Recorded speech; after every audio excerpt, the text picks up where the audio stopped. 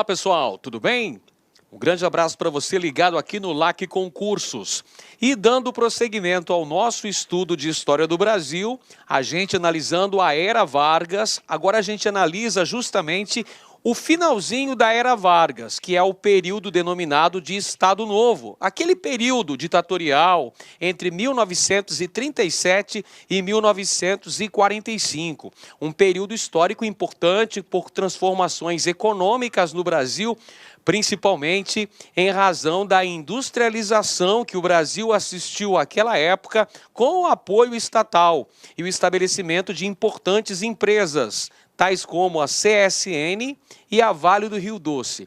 É também no Estado Novo que nós tivemos a implementação de uma ditadura terrível aqui no Brasil, comandada por Getúlio Vargas. Foi um período em que não se realizavam eleições, havia censura aos meios de comunicação, todos os partidos políticos foram colocados na ilegalidade e havia a vigência de uma Constituição de tendência fascista inspirada na Carta Polonesa. É por essa razão que a Constituição de 1937, desenvolvida, produzida, redigida por Francisco Campos, ficou conhecida como polaca.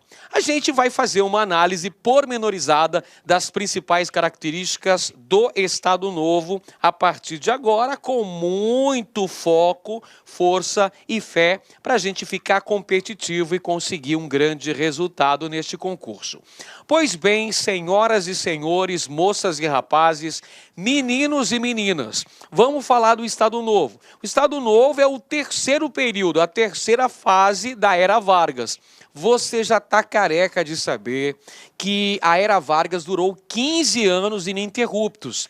Vamos aí, só para refrescar a cuca, para a gente recapitular, mencionar os nomes desses três períodos da Era Vargas. O primeiro período chamou-se Governo Provisório. Estendeu-se de 1930 até 1934. O segundo período chamou-se Governo Constitucional e foi de 1934 até 1937. O terceiro período é este em questão. Chama-se Estado Novo e caracterizou-se como uma ditadura comandada por Getúlio Vargas. É o período compreendido entre as seguintes datas: 1937, data da implantação da ditadura do Estado Novo, e 1945, data da queda de Getúlio Vargas, logo após a Segunda Guerra Mundial. Então vamos lá, vamos recapitular para conseguirmos captar muito bem as características principais do Estado Novo. É um período ditatorial, tendo como principal liderança política aquele que estava na chefia do Executivo Nacional, Getúlio Vargas. É uma fase em que nós vamos ter uma intensa censura aos meios de comunicação, impedindo que notícias contrárias ao governo ou às ideologias defendidas por este governo fossem divulgadas. Havia um intenso controle dos meios de comunicação, rádio, jornal, por exemplo, né? Aliás, o rádio foi usado por Vargas como grande veículo de propaganda política. É dessa época que surgiu o programa Hora do Brasil, que hoje nós conhecemos como A Voz do Brasil. Era um mecanismo usado por Vargas para atingir a população, para levar as notícias e para fazer um culto à personalidade desta liderança política. A imagem paternalista de Vargas era feita de forma a atingir a população nos mais variados rincões do território brasileiro. Então o Estado Novo, gente, foi caracterizado por este grande centralismo político. O poder político estava ali nas mãos de Getúlio Vargas, que vai governar com mãos de ferro, apoiado numa legislação extremamente autoritária da Constituição de 1934. 1937 a polaca. Esta fase também tem como característica marcante o desenvolvimento do setor industrial no Brasil. Então anota aí, esta informação é muito pertinente. Durante o Estado Novo, o Brasil assistiu a um grande crescimento de sua produção industrial, com o desenvolvimento da infraestrutura, setor de indústria de base no Brasil, pessoal. Criação de duas importantes companhias estatais, a Companhia Siderúrgica Nacional e a Companhia Vale do Rio Doce. Além disso, não podemos esquecer também que Getúlio Vargas, ao longo de seu governo de 15 anos, estabeleceu a legislação trabalhista. As primeiras leis trabalhistas implantadas ainda à época do governo provisório foram sintetizadas na CLT, promulgada no ano de 1943. Muito bem, agora vamos conferir uma questão da VUNESP, elaborada aí para esse concurso, sobre o Estado Novo, apresentando as características principais do Estado Novo. Você já sacou que o Estado Novo foi o período da ditadura comandada por Getúlio Vargas, né? Então vamos lá. O Estado Novo, fase do governo de Vargas, foi marcado, alternativa A, pelo poder dos coronéis e pela autonomia dos sindicatos? Nada disso. Afirmação incorreta, pessoal. Por quê? Porque o Estado Novo é uma ditadura, é uma fase de centralismo político. Quem vai ter o poder é Vargas. Nada disso de poder dos coronéis. Não, o poder estava nas mãos de Vargas, com um grande centralismo político. Inclusive, Vargas nomeou interventores federais para governarem os estados brasileiros. E a autonomia dos sindicatos, professor, existia? Não, não havia autonomia sindicais. Os sindicatos que até existiam naquela época, eles estavam todos filiados ao Ministério do Trabalho. O que isso significa? Ora, significa dizer que os sindicatos não possuíam autonomia, eram sindicatos pelegos, eles estavam atrelados ao governo, eram obrigados a rezar na cartilha do governo, pessoal. Esses sindicatos não tinham autonomia, por exemplo, a fazer greve. O sindicato estava ligado ao governo. Alternativa B, pela liberdade de expressão e pelos ideais democráticos. Nada disso, meu amigo, nada disso, minha amiga. Olha só, acabamos de falar agora há pouco que o Estado Novo foi um período ditatorial. Se foi um período ditatorial, evidentemente que não existiu democracia. Claro que não. E muito menos liberdade de expressão.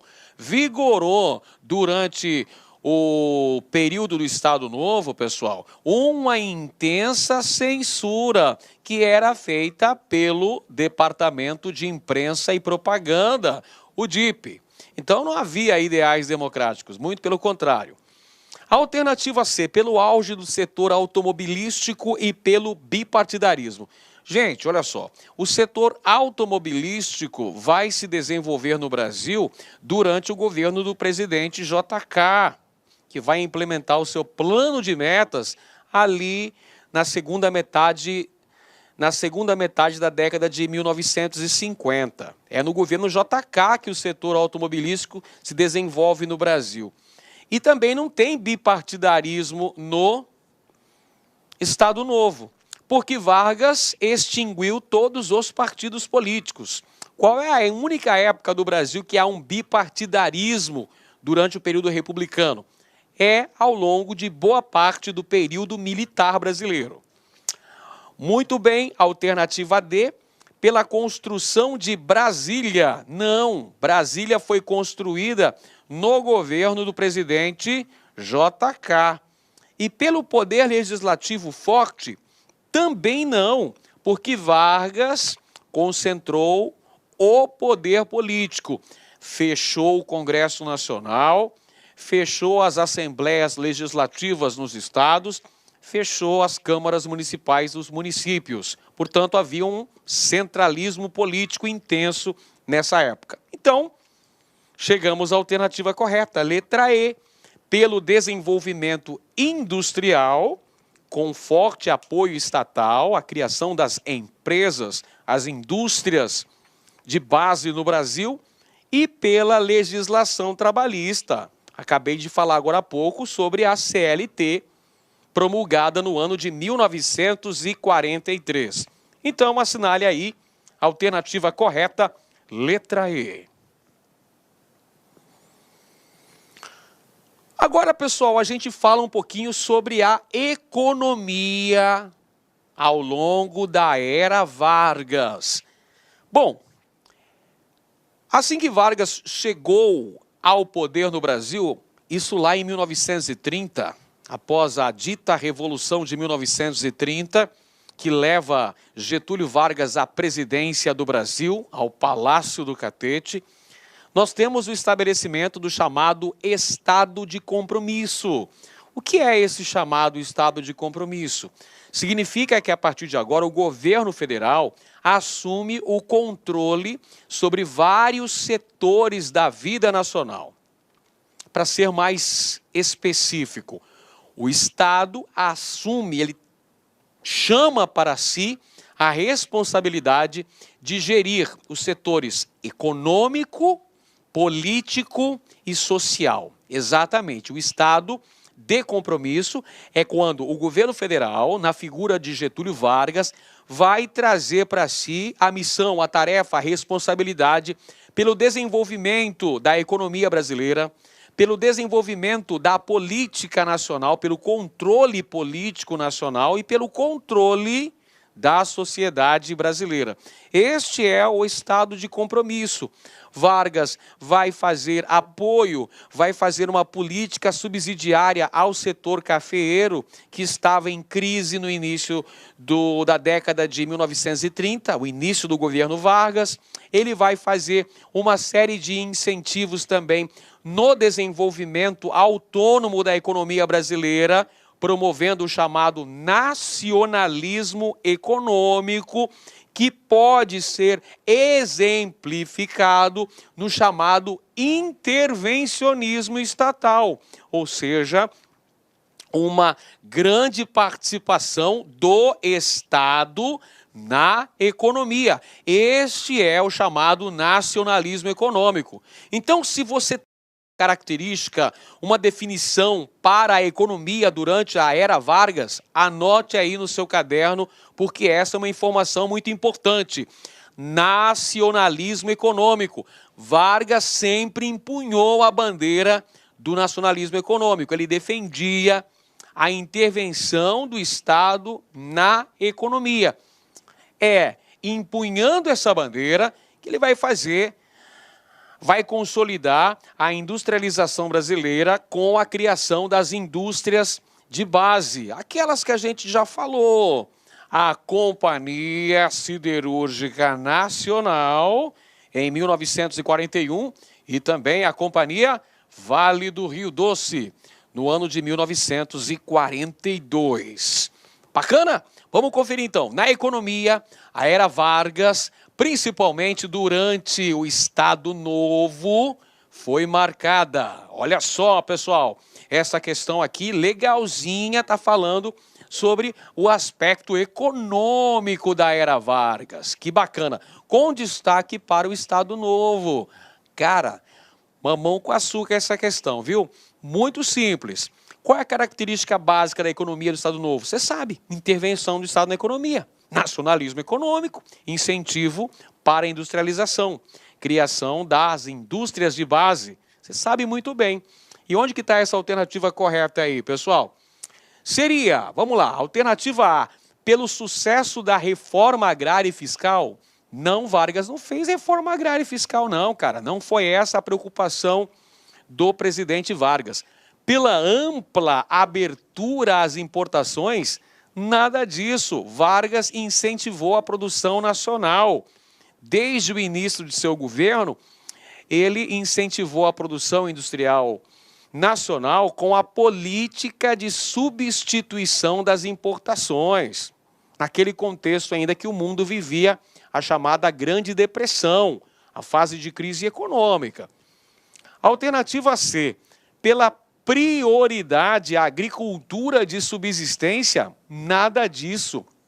Vargas incentivou o setor industrial, incentivou também o setor agrícola, mas voltado para uma agricultura comercial.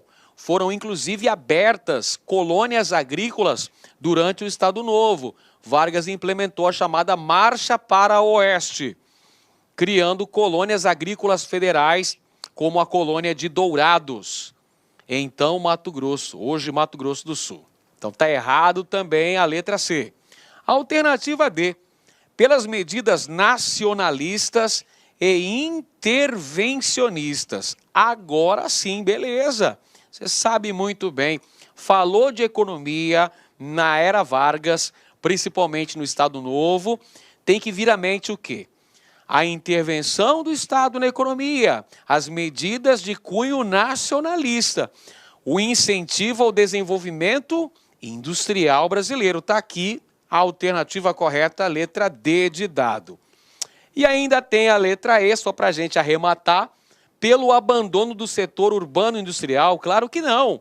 O setor urbano industrial recebeu especial atenção durante a era Vargas, principalmente ao longo do Estado Novo, até porque você se lembra que a legislação trabalhista implantada em 1943, consolidada, na verdade, né, com a CLT de 1943, estava restrita aos trabalhadores urbanos. Muito bem. Agora a gente fala da propaganda. Você sabe que a propaganda é a alma do negócio. Você sabe muito bem disso. E o Vargas foi fera no assunto. Vargas foi um grande populista. Vargas foi um político que utilizou-se da bandeira do populismo. O apoio do governo vinha das massas trabalhadoras, sobretudo das massas trabalhadoras urbanas. Não é à toa que Vargas ficou conhecido como o pai dos pobres. Tudo bem que ele também ficou conhecido como a mãe dos ricos. Afinal de contas, Vargas ofereceu para os trabalhadores urbanos a legislação trabalhista, porém, restringiu a autonomia dos sindicatos, restringiu o direito das greves. Então, ao mesmo tempo que dava com a mão direita, tirava com a mão esquerda.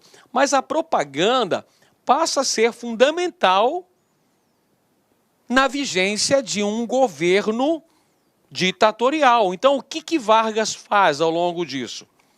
É criado um órgão importantíssimo que vai divulgar os valores que são mais caros ao governo federal. Ou seja, a ideologia do Estado Novo vai ser apresentada à população através do Departamento de Imprensa e Propaganda. O Departamento de Imprensa e Propaganda foi um órgão criado ao longo do Estado Novo e foi inspirado, vejam só vocês, o Departamento de Imprensa e Propaganda, o DIP, foi criado tendo como inspiração o Ministério da Propaganda de Hitler. Isso mesmo, o Ministério da Propaganda, comandado pelo ministro Joseph Goebbels, inspirou a criação do Departamento de Imprensa e Propaganda no Brasil, que tinha como principais funções o desenvolvimento do culto à personalidade de Vargas, além de fazer censura aos meios de comunicação, desenvolvendo dessa maneira a política populista no país. Então eram produzidos cartazes, revistas, livros, cartilhas, músicas, filmes, tudo isso para levar a mensagem de Vargas, levar a ideologia estadonovista para toda a população brasileira. E um meio de comunicação em especial ganhou um destaque fabuloso nessa época. Qual é esse meio de comunicação? O rádio. O rádio nesse período histórico, primeira metade do século XX, era o mais importante meio de comunicação. E Vargas soube utilizar-se do rádio como ninguém. Vamos para a questão aqui, pessoal. Olha só, de olho na questão. Observe o cartaz produzido em 1943 pelo Departamento de Imprensa e Propaganda, o DIP, no período do Estado Novo. Vamos olhar com atenção para o cartaz. Esse cartaz é uma peça publicitária.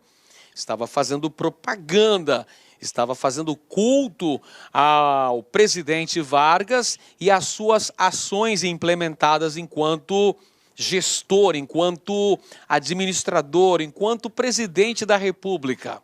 Então vamos fazer uma análise, vamos analisar, vamos olhar com atenção para essa peça publicitária. Temos um cartaz onde aparece em destaque a figura do presidente Vargas, onde aparecem também trabalhadores urbanos, aqui estão os operários, ao fundo estão as fábricas, ao fundo estão as indústrias.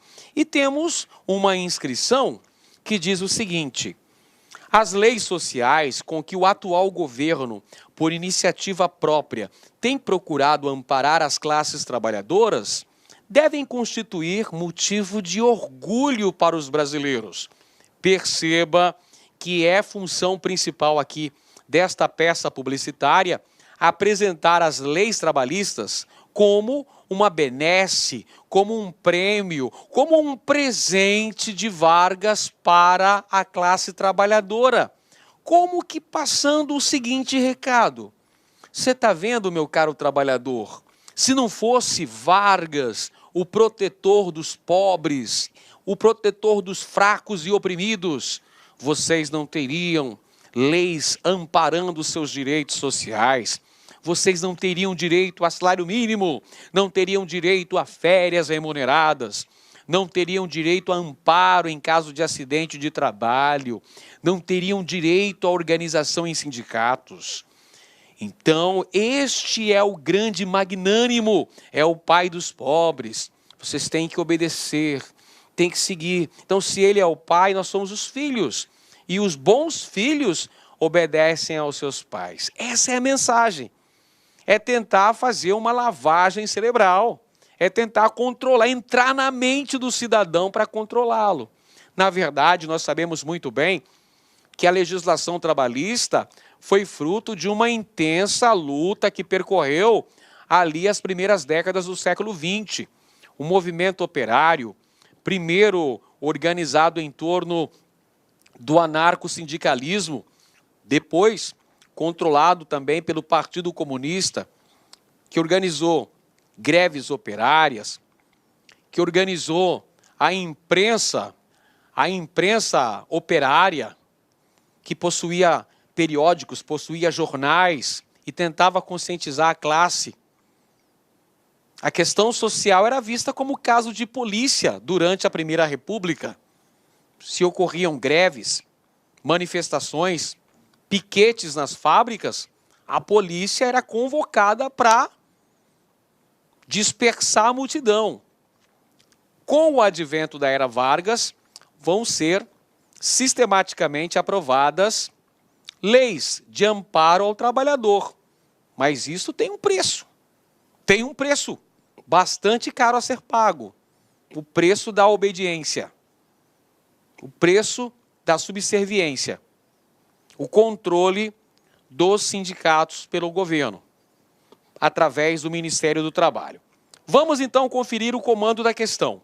A partir dele, pode-se afirmar que o presidente Getúlio Vargas, vamos lá, analisando o cartaz, que mostra Vargas como benfeitor, pai dos pobres, o idealizador, o realizador das leis sociais. Alternativa A.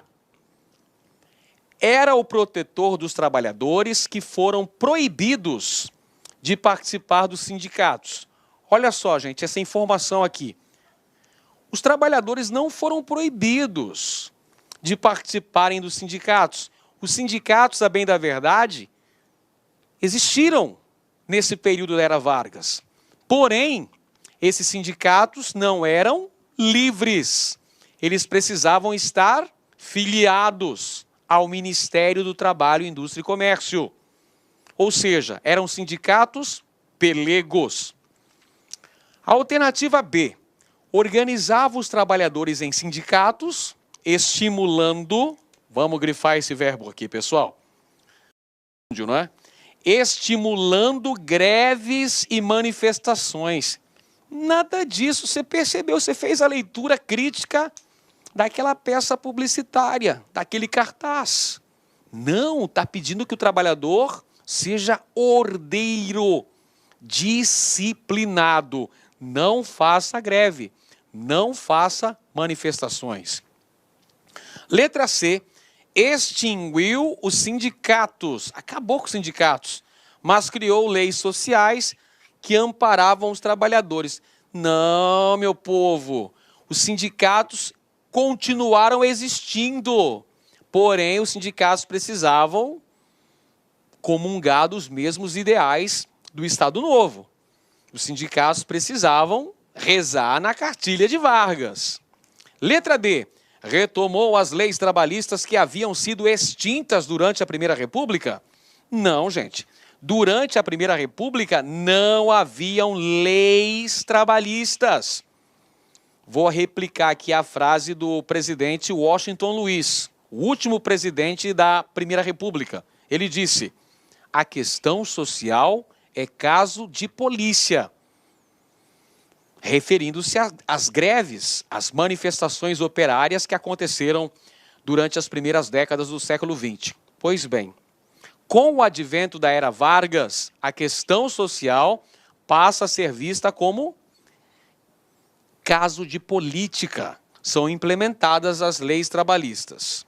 Então, chegamos à alternativa correta. Só nos restou uma, né? Não tem jeito de errar mais. Letra E, apresentava as leis sociais como doação do Estado aos trabalhadores. É isso mesmo. Estou falando, olha só, se existem leis sociais amparando os trabalhadores, tudo isso foi fruto da obra e graça do nosso querido presidente Getúlio Vargas. Me engana que eu gosto. Muito bem, a alternativa correta aí, letra E. Olha só, pessoal, ainda falando dessa questão de construção da imagem de Vargas como o pai dos pobres, o protetor dos trabalhadores, tem o papel desempenhado pelo nosso querido, amado Departamento de Imprensa e Propaganda, para não dizer o contrário, né? Lógico que estou usando aqui de uma ironia. O Departamento de Imprensa e Propaganda fazia isso aqui, ó, a propaganda governista, o culto à personalidade do líder. O líder, senhor Getúlio Vargas. Além de fazer o culto à personalidade de Vargas, além de difundir os ideais do Estado Novo, defendia a ideologia do trabalho, da ordem e da estabilidade social, tentando passar uma falsa ideia de coesão social, que a bem da verdade não existia. Além disso, também o Departamento de Imprensa e Propaganda fazia censura aos meios de comunicação. Como você está vendo aqui, olha só, o censor aqui está com a tesourinha na mão. Então está cortando todas as matérias que são consideradas críticas ao governo de Vargas ou à imagem do presidente. Não podia chegar no jornal isso aí, não. E, evidentemente, que essa censura não se limitava aos jornais.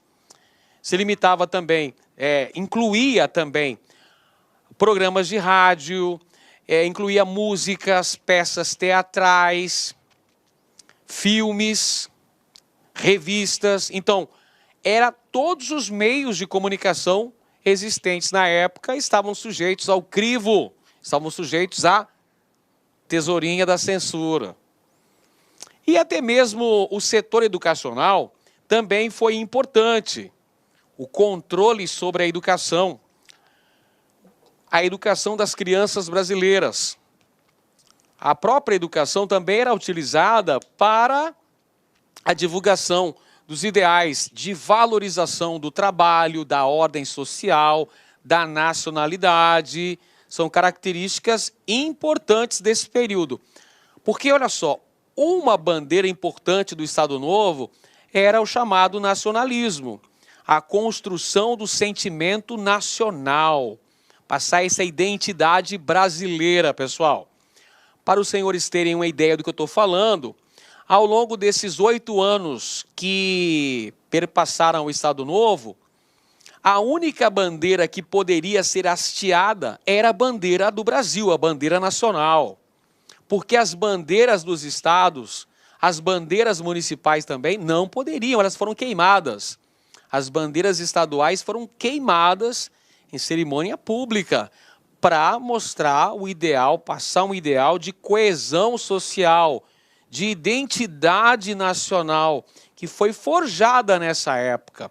Não é à toa que Getúlio Vargas criou em 1937 o SFAM, o Serviço do Patrimônio Histórico e Artístico Nacional, contando com o apoio, inclusive, de alguns intelectuais brasileiros, dentre eles Mário de Andrade, no sentido de se promover a criação de um organismo que iria ser responsável pelo tombamento de prédios públicos históricos, que seria responsável pela construção de uma identidade típica do Brasil, valorizando aspectos característicos de nossa cultura. É por essa época que o samba, o carnaval, a capoeira, olha só, a capoeira que foi marginalizada durante muito tempo ao longo da nossa história, marginalizada, vista como coisa de criminoso, coisa de pobre ou coisa de negro. Com o advento do Estado Novo, precisa-se da construção dessa identidade nacional. É preciso criar um cimento social para mostrar uma coesão entre as classes no Brasil. Então, a própria capoeira é colocada como um patrimônio histórico nacional, com a criação do SFAM, que hoje é o IFAM, pessoal, o Instituto do Patrimônio Histórico e Artístico Nacional. Beleza? Tudo bem, então vamos conferir uma questão a esse respeito. Observe a imagem para responder a questão. A imagem é a mesma que a gente viu agora há pouco, na questão anterior. Aquela que mostra Vargas, não é? Um sorriso enigmático. Vargas ali em primeiro plano, né? Em plano maior, mas aparecendo aqui os trabalhadores urbanos, os operários e as fábricas, e os dizeres apontando que as leis sociais são fruto do trabalho de Vargas e que os trabalhadores devem ser eternamente gratos por isso. E aí, a gente tem um contexto sobre músicas que foram criadas ao longo do século XX no Brasil. E a questão, o comando da questão, pede que você localize qual é a música que está indo no sentido da ideologia pregada pelo Estado Novo. Vamos voltar para o cartaz? Olha o cartaz aqui, pessoal. Qual é a ideologia que está sendo pregada aqui? É a ideologia do trabalho. Aqui não está se pensando em lazer, não. Você não vê ninguém aqui que está brincando, não tem ninguém dançando, sambando, jogando capoeira. Não, aqui tem a galera trabalhando. São operários. Então, o ideal que está sendo transmitido através deste cartaz é o ideal do trabalho. Vamos encontrar, então, uma música que apresente esse ideal do trabalho. Alternativa A, a música Com Que Roupa, composta por Noel Rosa, que canta: vou tratar você com força bruta para poder me reabilitar. Essa música, Com Que Roupa, passa uma mensagem hedonista, uma mensagem voltada para o prazer, voltada para curtir a vida, porque a música diz: com que roupa eu vou para o samba que você me convidou. Ou seja, essa música apresenta uma mensagem de valorização do lazer. Então, eu vou passear, com que roupa eu vou para esse samba que você me convidou? Então, aqui é uma postura de lazer, não é uma postura de trabalho. Então, logicamente, que essa música não está, esse samba não está identificado com aquele cartaz, porque o cartaz fala de trabalho. Letra B, Lenço no Pescoço é o nome da música, composta por Wilson Batista, que canta: eu vejo quem trabalha andar no miserê, sou vadio porque tive inclinação. Perceba que essa música, Lenço no Pescoço, faz uma crítica ao trabalho formal. Ele está dizendo que eu vejo aí que a galera que trabalha anda no miserê que só, ou seja, ganha um salário de fome, mal consegue sobreviver. Sou vadio. Olha aqui, pessoal, a música fazendo uma apologia à vadiagem, à malandragem. Então essa música, Lenço no Pescoço, que foi composta, evidentemente, antes do advento do Estado Novo, antes da censura do DIP, está falando, então, que o bom é ser malandro, né? Malandro, o cara que consegue viver praticando pequenos delitos, né? Pequenos bicos, vamos dizer assim, não tem um trabalho formal, é o vadio. O vadio tem inclinação. Então, malandro é malandro, mané é mané. Então, uma valorização da malandragem. Essa figura do malandro foi combatida durante o Estado Novo. Por quê? Porque o malandro não trabalha, o malandro vive de golpes que ele dá. O malandro é boêmio, o malandro é completamente a antítese do trabalhador. É o contrário do trabalhador, do operário.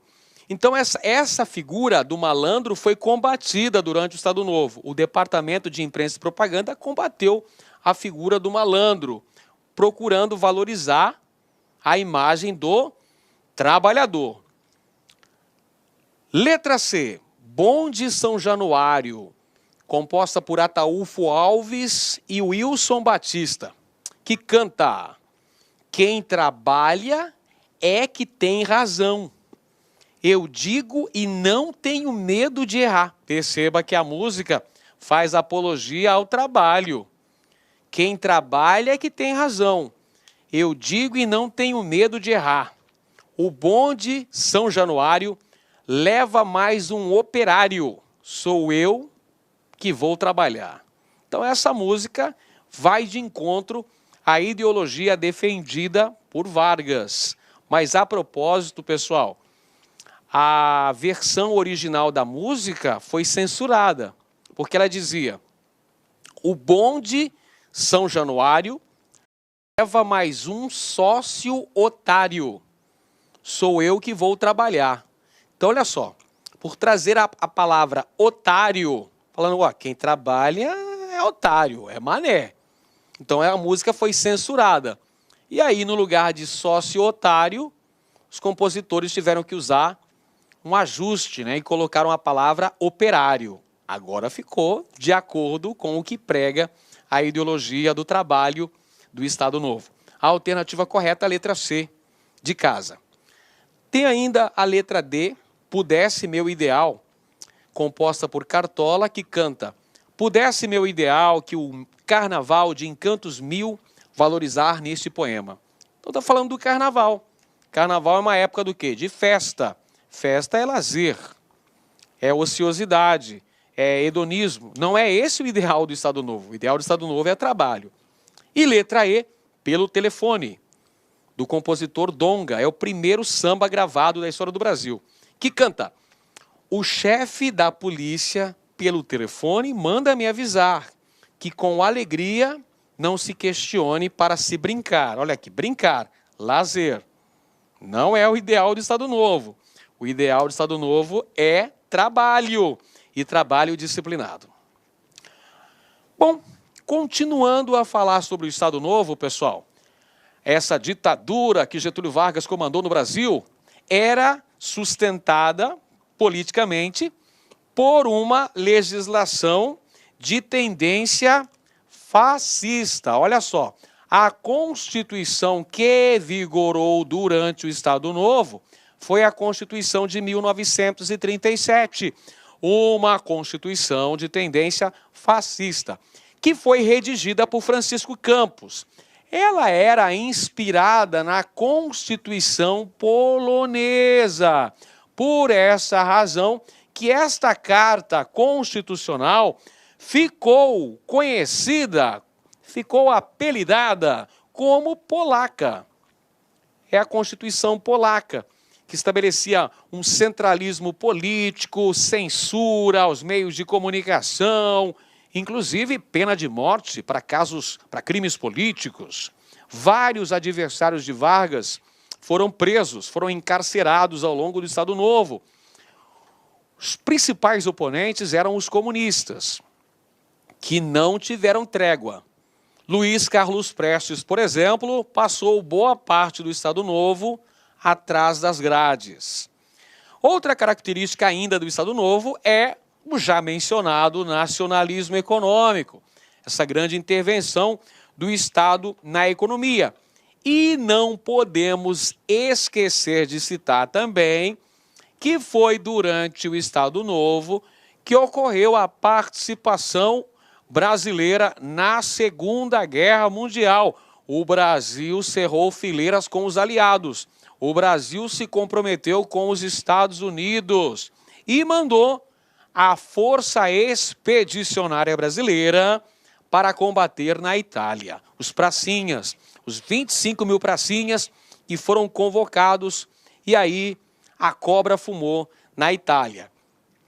Vamos para a questão aqui, gente, mais uma. Durante o Estado Novo, período entre 1937 e 1945, o presidente Getúlio Vargas, o que ele fez no Estado Novo? O presidente Getúlio Vargas, alternativa A, realizou a reforma agrária e promulgou uma Constituição democrática? Para com isso, né? Essa alternativa é risível, porque não teve nem reforma agrária, meu amigo, muito menos Constituição democrática. Como que era a Constituição da época? Era uma Constituição ditatorial, Constituição que foi outorgada, era uma Constituição de tendência fascista, inspirada na Constituição polonesa, por isso chamada, apelidada de polaca.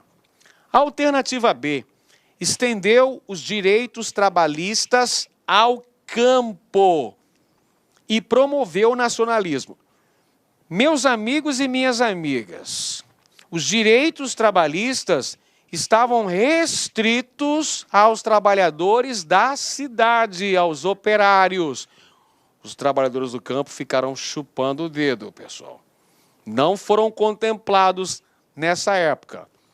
Alternativa C, acabou com a censura e concedeu ampla, olha aqui a palavrinha, ampla, autonomia aos estados. Afirmação incorreta também. Primeiro, houve intensa censura através do Departamento de Imprensa e Propaganda. Segundo, houve intervenção do Estado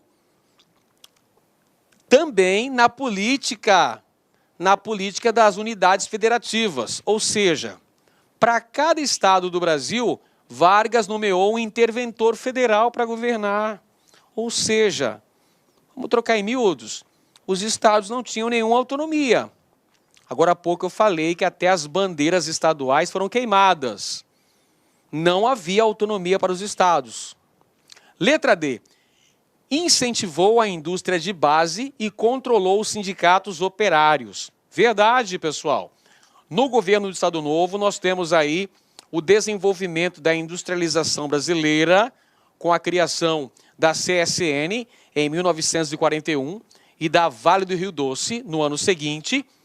Temos em 1943 a promulgação da CLT, mas o controle dos sindicatos pelo Ministério do Trabalho. A alternativa D é correta, assinala aí. Temos ainda a letra E, aderiu aos aliados na Segunda Guerra Mundial. Correto? O Brasil participou da Segunda Guerra Mundial junto aos aliados. Porém, a alternativa E diz que Vargas estabeleceu o bipartidarismo. Errado! Durante o Estado Novo, todos os partidos políticos foram colocados na ilegalidade. Todos eles foram extintos. Então, a única correta é a alternativa D. Agora a gente fala sobre a participação brasileira na Segunda Guerra Mundial. Outro tema importante que você tem que ficar atento. É um potencial assunto para cair na sua prova. A participação do Brasil na Segunda Guerra Mundial. É durante o Estado Novo. O Brasil vai dar apoio aos aliados. Perceba, no início da Segunda Guerra Mundial, 1939, o Brasil vai assumir uma postura de pragmatismo equidistante. Isso significa que o Brasil vai ficar ali, ó, em cima do muro, nem do lado das potências do eixo, nem do lado dos aliados. O Brasil vai ficar ali em cima do muro, na mureta, total, neutralidade, esperando a hora H, né? Esperando o momento exato para escolher um ou outro lado. Tanto é, senhoras e senhores, que na própria estrutura burocrática do Estado Novo existiam pessoas favoráveis a uma aliança com os Estados Unidos, chamados de americanófilos, e existiam também lideranças políticas que eram favoráveis a um fechamento com a Alemanha, estes últimos chamados de germanófilos. Então o Brasil fica ali, ó, na espreita. Vargas, pragmático até os ossos, esperando o momento exato para escolher um dos lados. Vai barganhar, na verdade. Qual era a principal meta do governo Vargas aí no Estado Novo? Era consolidar as indústrias de base nacionais. Por esse motivo, Vargas vai barganhar com um lado, barganhar com o outro. Alguns líderes políticos do Estado Novo chegaram a visitar a Alemanha governada por Hitler à época, não é? Mas o Brasil, no ano de 1942, o Brasil vai descer do muro. O Brasil vai se aliar aos Estados Unidos da América. Vai declarar guerra às potências do eixo, porque alguns navios mercantes brasileiros foram torpedeados por submarinos alemães. Então o Brasil declara guerra contra a Alemanha, Itália e Japão e vai assinar acordo com os Estados Unidos.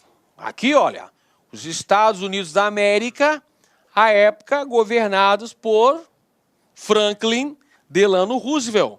Então aqui, olha o acordo aqui, ó. De um lado, Vargas, o presidente brasileiro, o ditador do Estado Novo, e de outro lado, o presidente norte-americano Franklin Delano Roosevelt. Então há esse acordo, há esse pacto, que inclusive vai ser benéfico porque os Estados Unidos vão financiar a construção das indústrias de base no Brasil. É um acordo de cooperação técnica Estados Unidos-Brasil. Em troca, o Brasil vai ceder uma área lá na cidade de Natal para que o governo norte-americano construísse uma base naval para favorecer os ataques norte-americanos à África. Então, constrói-se a base naval de Natal.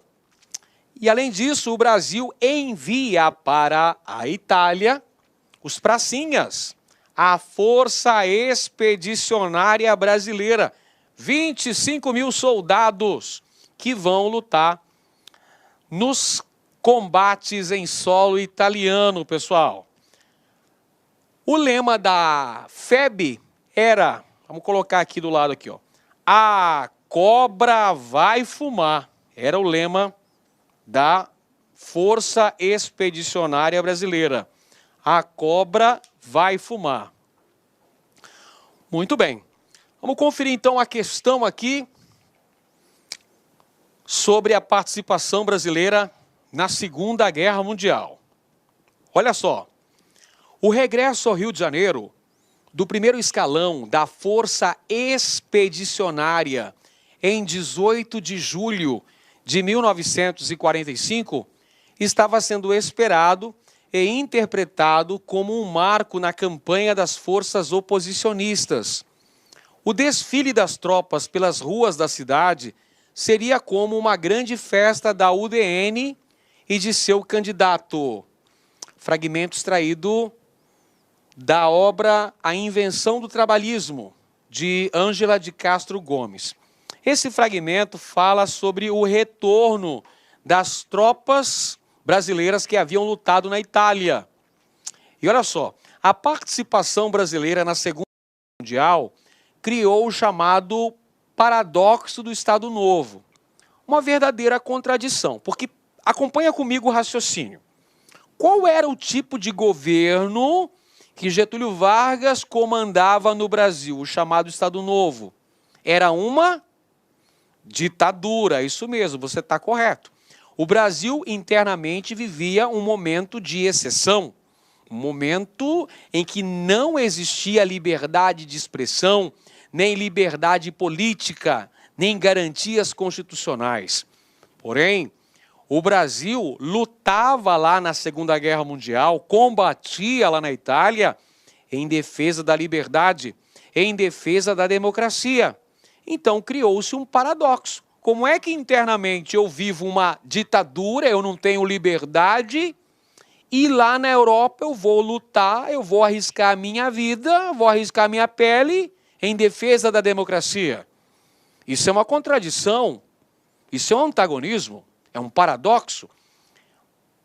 Por essa participação do Brasil ao lado dos Estados Unidos, um país democrático, faz com que as forças de oposição ao Estado Novo ganhassem mais projeção ainda e passassem a criticar o governo Vargas, exigindo o restabelecimento da democracia no país. Então Vargas fica sem opção. Ele vai ter que restabelecer gradualmente a democracia. Então ele é obrigado a abolir a censura, a restabelecer o direito de habeas corpus, a conceder anistia aos presos políticos e a convocar eleições para presidente da República. Inclusive, Vargas organiza uma campanha, um movimento com apoio do Partido Comunista para tentar lançar a sua candidatura a presidente da República, o chamado Movimento Queremista. Queremos eleição, queremos constituinte, queremos eleição, mas queremos Vargas, que Vargas seja candidato. Esse movimento queremista, evidentemente, não foi vitorioso. Vargas é obrigado a deixar a presidência quando a FAB, os pracinhas, né, a FAB e a FEB voltam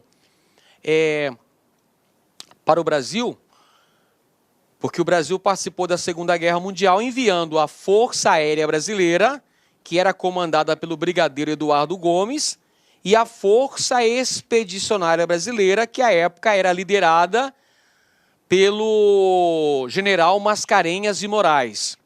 Então, quando as Forças Armadas retornam ao Brasil, elas pressionam Vargas a deixar a presidência. Então, Vargas é obrigado a abandonar o Palácio do Catete. E são realizadas eleições no ano de 1945. E essas eleições têm como principais candidatos, de um lado, o ministro da Guerra de Vargas, Eurico Gaspar Dutra, e de outro, o brigadeiro da Aeronáutica, Eduardo Gomes, que lança-se candidato pela UDN. Então vamos conferir aqui, pessoal, olha só, aqui está o comando da questão, aqui está o mapa da mina, é aqui que você começa a acertar a questão. O trecho revela um momento importante da crise do Estado Novo, associada ao retorno da FEB, que, alternativa A, ressaltaria o vínculo entre os setores de oposição a Vargas e a participação do Brasil na Segunda Guerra Mundial ao lado dos aliados, na medida em que Vargas tinha sido favorável à entrada na guerra ao lado do eixo. Não, Vargas não foi favorável à entrada do Brasil à guerra ao lado do eixo. Vargas adotou um pragmatismo equidistante até 1942, quando o Brasil, enfim, se definiu para um lado. Qual lado? O lado dos aliados. Alternativa B. Consolidaria a aliança entre as elites civis organizadas na UDN, economicamente intervencionista e socialmente conservadora, e os militares recém-saídos da guerra, autoritários e com forte inspiração fascista. Errado, pessoal? Os militares recém-saídos da guerra vêm defender a democracia. Tem nada disso aqui de inspiração fascista, não. Até porque o fascismo acaba após a Segunda Guerra Mundial, na Alemanha e na Itália. Ela continua existindo em Portugal e Espanha, porque foram dois países que não participaram da Segunda Guerra Mundial. Por isso que essas ditaduras continuaram desenvolvendo-se mesmo no pós-guerra. Letra C evidenciaria a fraqueza do governo Vargas naquele contexto, dado o fato de que o governo teve poucos recursos para sustentar as tropas na guerra, o que reforçou as sensações de pobreza e precariedade disseminadas à época. Errada a afirmação também.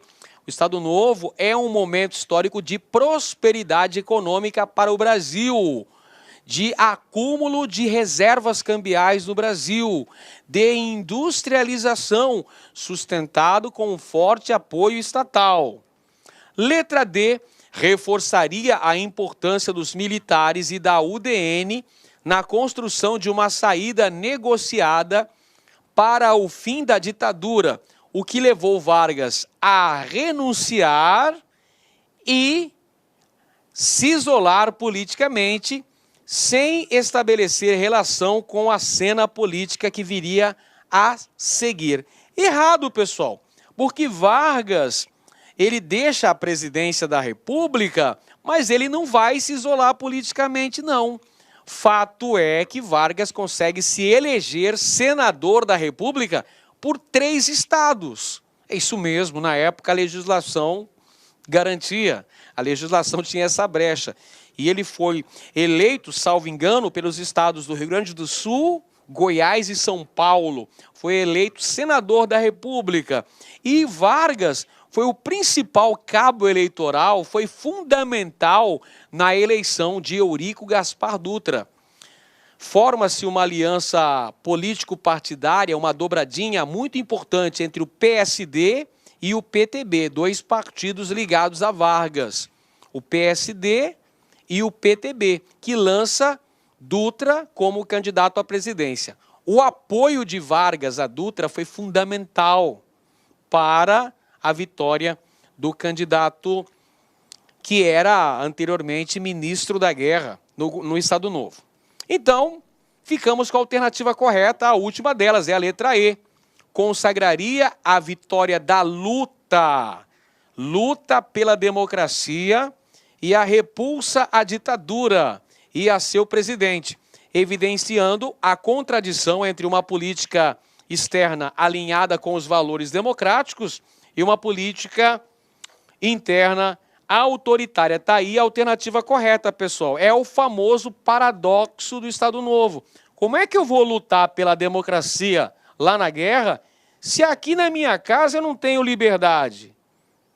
Isso aí é um antagonismo muito grande. Isso aí é um paradoxo desgraçado. Claro que isso vai ser um fator fundamental para o aumento da crise do Estado Novo, o crescimento da oposição a essa ditadura, e aí Vargas vai ter que largar o osso, não teve jeito, não é? Muito bem. É isso aí, pessoal. Você vencerá pelo estudo. Tenha foco. Um grande abraço a todos e até a próxima. Valeu, pessoal. Clique lá